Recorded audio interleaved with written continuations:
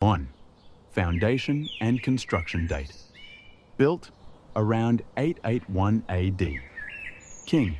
Commissioned by King Indravarman I, the first great ruler of the Khmer Empire. Capital. At the time, the Khmer capital was Hariharalaya, present-day Roluos, near Siem Reap. Purpose: Bakong was built as the state temple, dedicated to Hindu god Shiva, and as a royal funerary temple for the king's dynasty. Inscription. Evidence. The temple is mentioned in inscriptions as the Temple of Indravarman, a combination of Indra, king's name, and Ishvara, Shiva. 2. Symbolism. The temple was designed as a temple mountain, a physical representation of Mount Meru, the mythical center of the Hindu universe. Moat. The cosmic ocean. 5-tier pyramid equals 5 peaks of Mount Meru.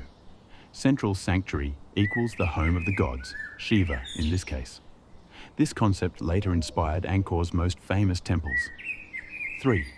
Architecture and innovation style. Preah Ko style. But Bakong is the first large sandstone temple in Cambodia. Earlier temples were mostly brick. Materials: combination of sandstone for central structures and laterite for foundations and walls. Design features: central stepped pyramid, 65 meters by 67 meters base, 15 meters high. 5 ascending tiers with stairways guarded by Naga balustrades, serpent sculptures. 8 smaller brick towers around the central pyramid. Enclosed by a large moat, approximately 900 meters by 700 meters, symbolizing the oceans around Mount Meru. This set the template for later Khmer temples, especially Angkor Wat. 4th, religious importance. Dedicated to Shiva, the main deity of early Khmer kings. A linga, sacred symbol of Shiva, was installed in the central sanctuary, consecrated as Indrashvara.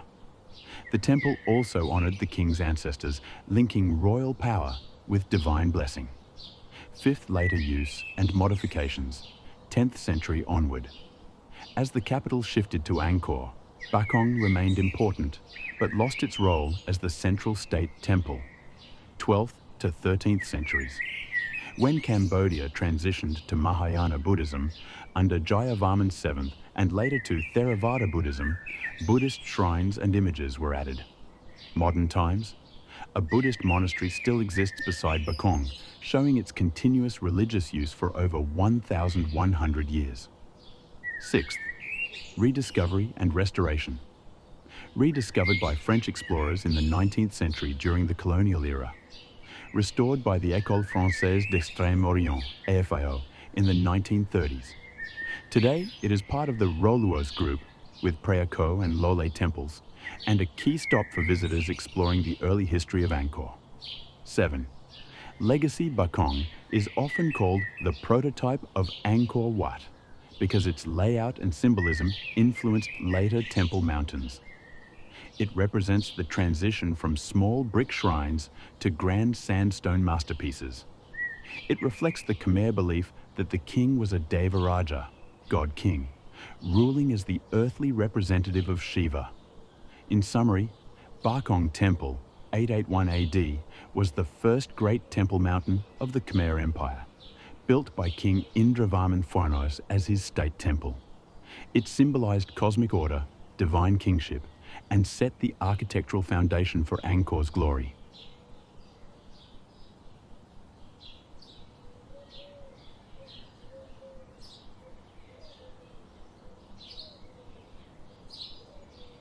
Thank you for joining me on this journey into the past.